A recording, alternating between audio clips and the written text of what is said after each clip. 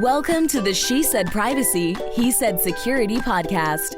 Like any good marriage, we will debate, evaluate, and sometimes quarrel about how privacy and security impact business in the 21st century.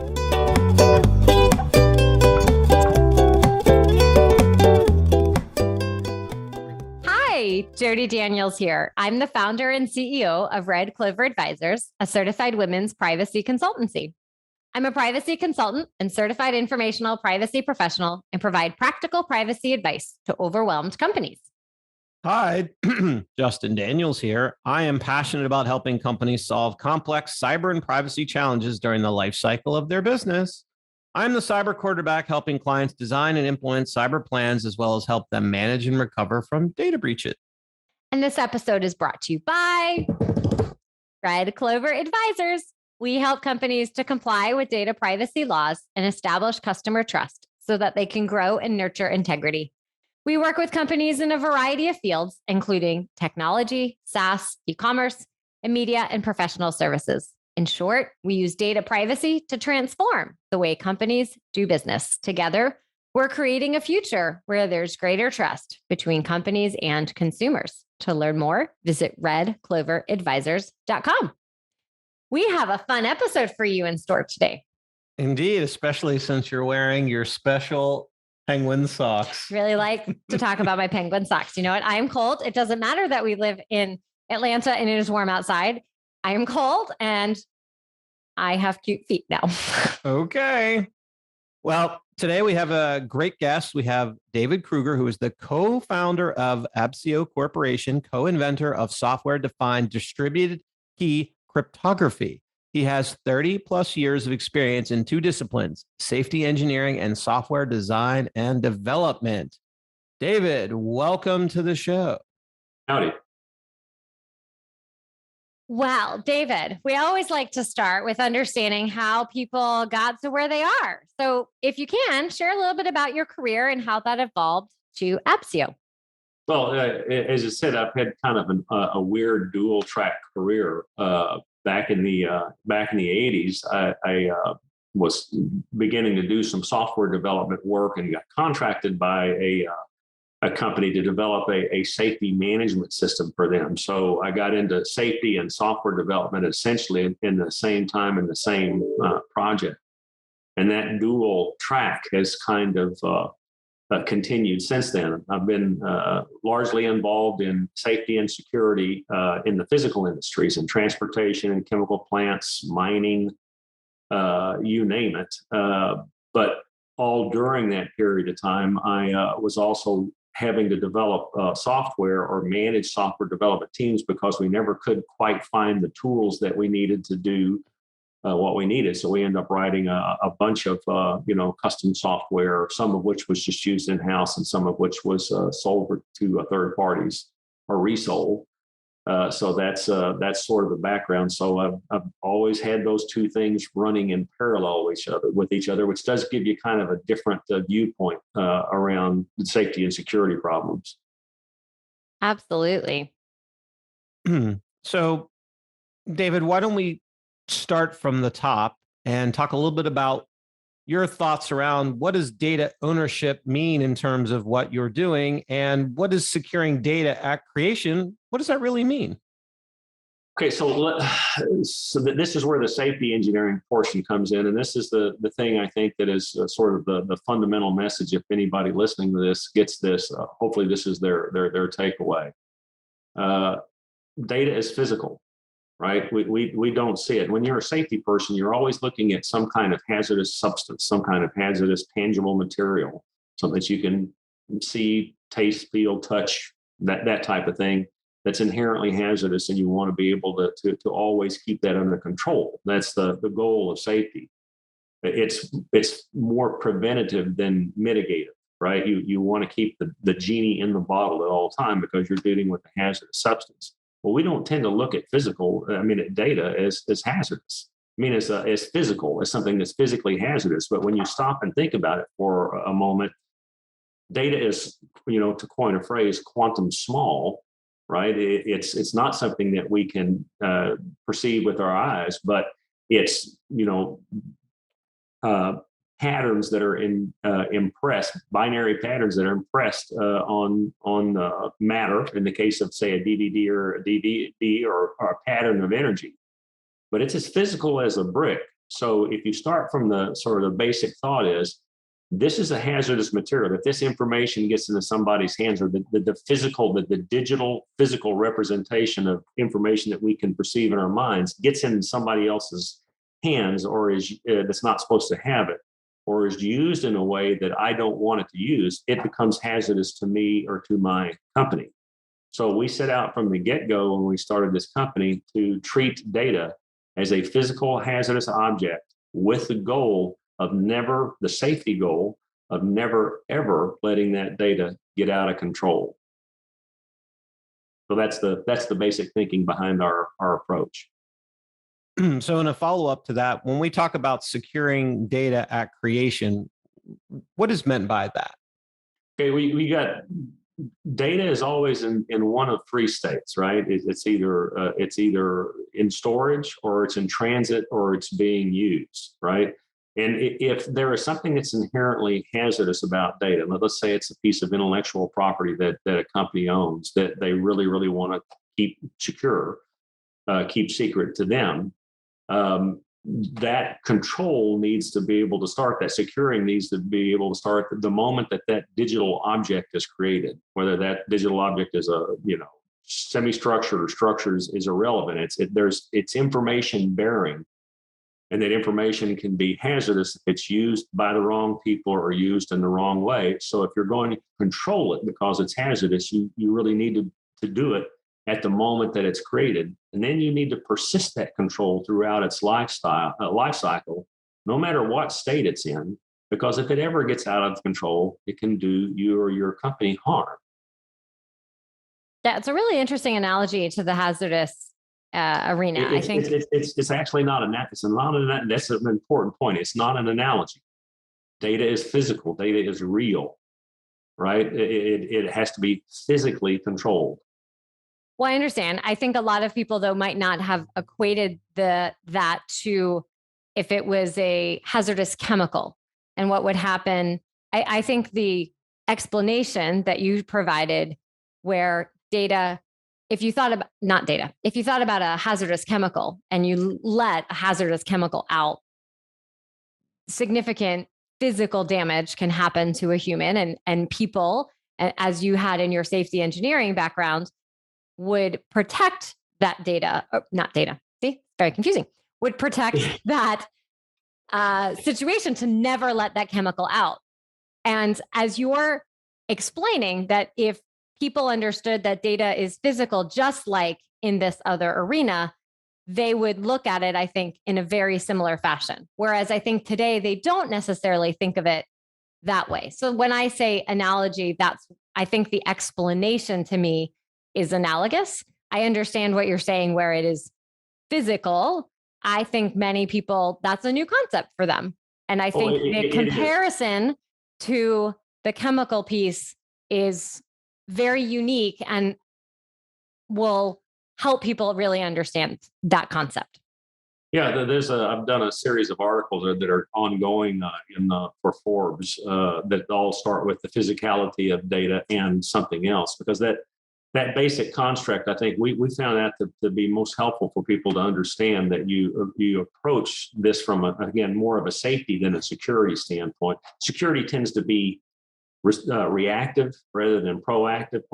Bad things are going to happen, so we got to do something about it. Whereas safety, the basic mental construct is, if a thing is hazardous, you start from the get-go. You never, ever let it get out of your control. And then you have to define what that actually means based on the hazard of the object that you're trying to control, right? So that's the difference in mindset.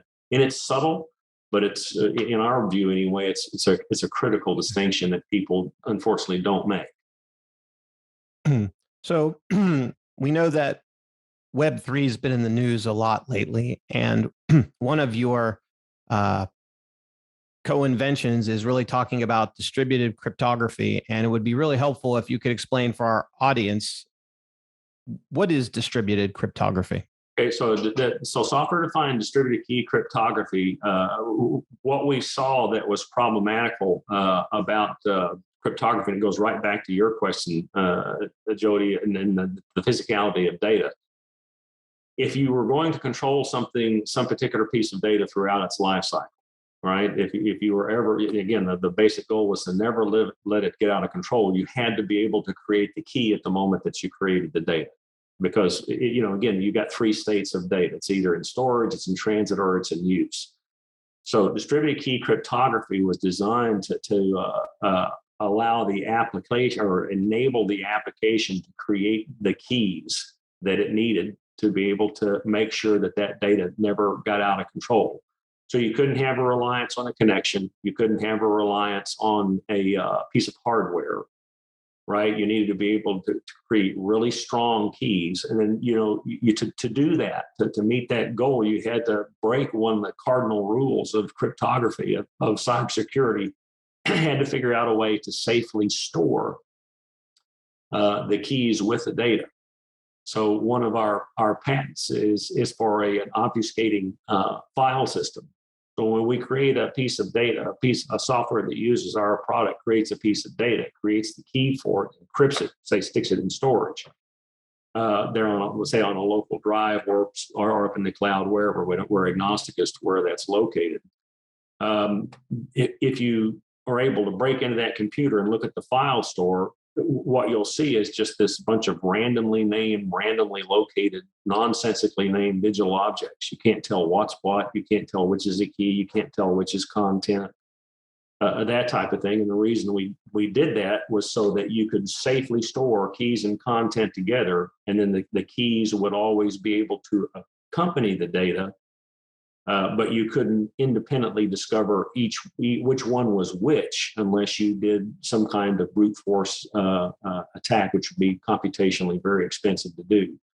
So the distributed portion of this is that the keys and the data can safely coexist. The software-defined portion of this is that we're agnostic as far as the architecture of the application or the architecture of or the software language that's used. Right, to be able to do this. So that's the fundamentals of software-defined distributed key cryptography. No dependencies on architecture, no dependencies on language, no dependencies on hardware.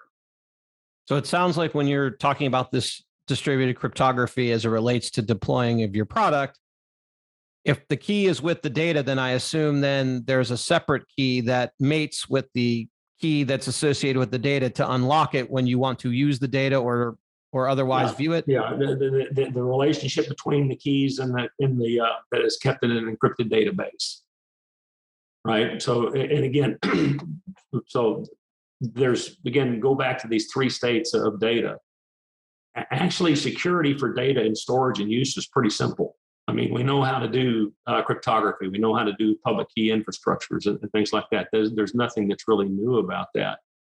The challenging portion comes with being able to maintain control of the data when it's being used, because with a couple of exceptions, you have to be able to decrypt data to be able to use it, right? So part of what SDKC, software-defined distributed cryptography, does is it binds a control layer to data so that you can give that data instructions, right, and say, this is who can use it, what they can use it on, where, when, for how long, and for what purposes a particular piece of data can be used. Those type of things we do with instructions all the time. For instance, you send a simple email. You're telling somebody, and you ask them in this email, hey, don't forward this to anybody else. You've given them instructions. You've made a copy of a piece of data that's hazardous. You've sent it to them. But you don't really have any way to control the data itself. Doesn't have its own controls. It's not self-protecting and it's not self-controlling. What our technology does, what SDKC does, is it binds a control layer to that data, and then the software developer, in this case, can provide controls that a user can say, hey, you'll go back to the simple email example. I'm not only just going to put a thing that says, don't forward this to anybody. I'm going to put a control on the data that means that they can't forward that email to anybody else, right? So part of this is binding the controls to the data so that you control what happens to that data when it's being used, when it's decrypted, not just protecting it when it's stored or in transit. Does that make sense? It does. I guess one other follow-up I just wanted to learn more is a lot of times security and cryptography is the enemy of efficiency. So if you have to decrypt the data, does that happen in a way where it doesn't impede on the user's ability to quickly unencrypt and use the data? Yeah, it does. And again, this is one of the reasons why we do things locally. Typically, when you see decryption taking a long time, it's because you're having to fetch keys from, a hardware security module that's stored up in the cloud or something like that. It's latency in the communications. Because we're encrypting and decrypting wherever the data is, right? Wherever the data is, it's very, very fast. We originally developed this and did were granted all of our core patents when we were under contract to U.S. Army Intelligence. So we were, if you can remember this far back, our first instantiations were on Evo 4G phones, which were god awful bricks of phones and very slow, very low computational power. And we're decrypting, images and things like that out of good guy, bad guy databases, that type of thing. So a fairly heavy computational load, and we had to figure out how to do this fast enough on these low-powered mobile devices and not really change the user experience, right? And you had to be able to do it because you were in a battlefield environment. You had to be able to do it where you couldn't rely on a good fast connection or a connection at all. So there's no noticeable cryptographic lag. The one exception to that would be if you're encrypting and decrypting a very large file, but that actually doesn't have anything to do with the time to fetch a key. That just has to do that it's computationally expensive to say encrypt or decrypt a 2 gigabyte file is not going to be done. You're going to have to wait a few seconds, right? It's not going to be done instantly.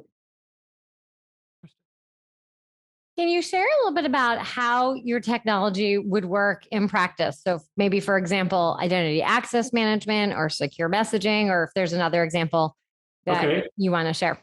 So let's take the identity, the IAM portion of it first. What we would do is embed the IAM rules in the digital object itself, so that the rules, the instructions for what you can do when that data is decrypted are always cryptographically bound to the data. So you can always make sure that they're respected. In our company, we don't write software, we write software developer tools, SDKs, and a broker application for being able to manage keys and content, synchronize them across devices, have a backup, that type of thing.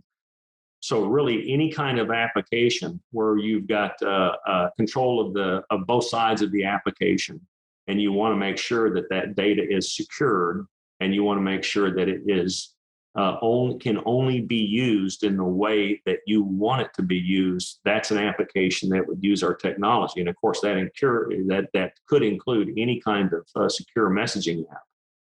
But really, our reason for being is to give software developers, right, the ability to be able to protect and secure that data from the moment it's created until the moment it ceases to exist, and never have it out of control since then. So we're really in the custom app development space and in giving developers and enabling technology to secure and control the use of that data. When you mean out of control, as we've talked about it today, do you mean somebody accessing the data, whether inside the company or outside, who shouldn't be? Or when you mean out of control, what does that mean?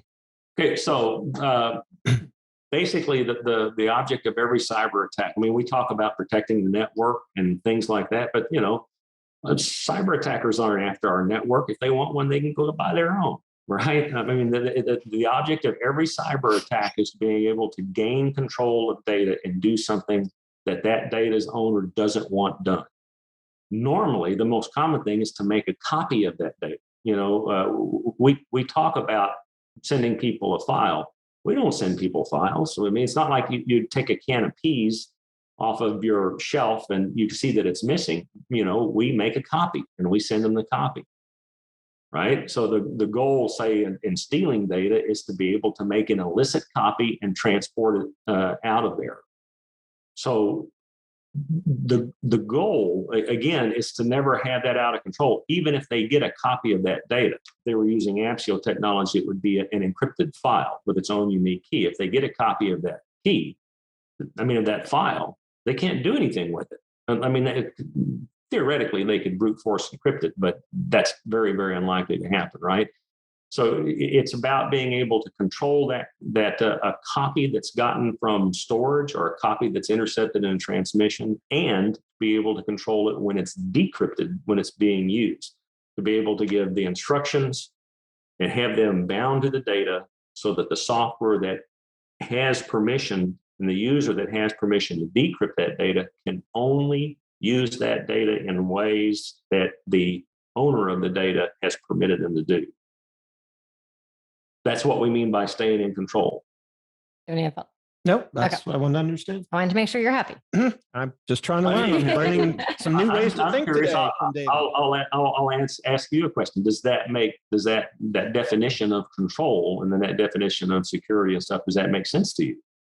It does. I think the only place I would suggest is one of the when you talk about data.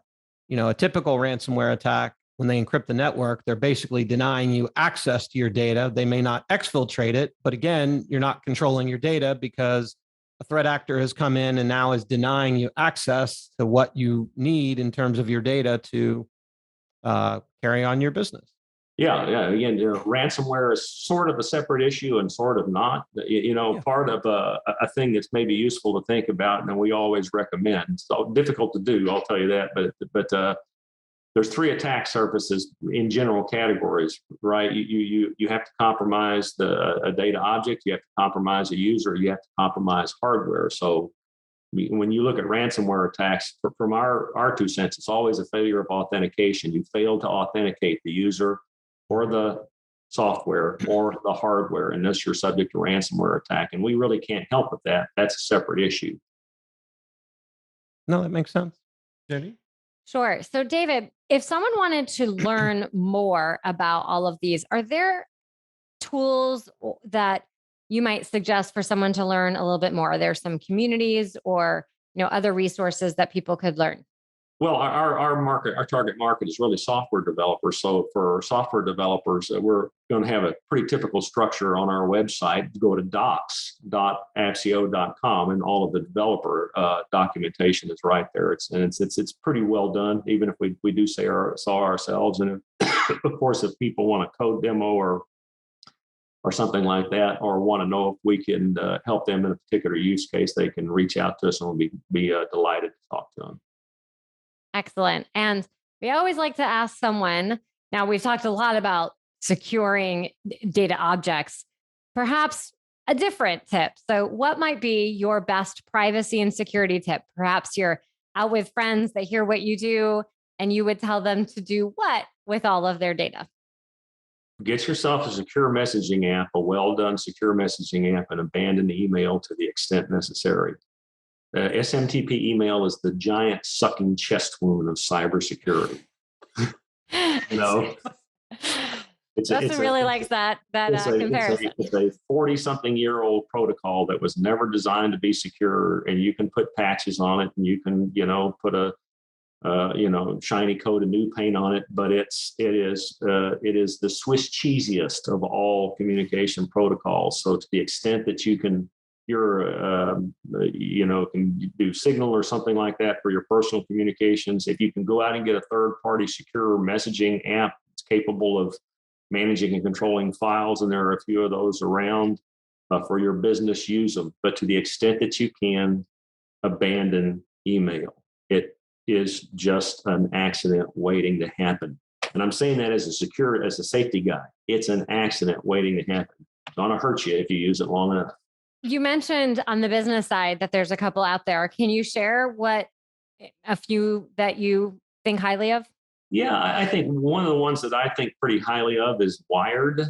They're a pretty good one, and there's another one it's also quite good. That's name just went right out of my head. I'd have to go look it up to tell you what the name is. But if you go into the secure messaging app space and you look for specifically, you want to look to see how their cryptography is done, if it's well accepted, and you want to look to see how they manage and how they secure information stored on end devices.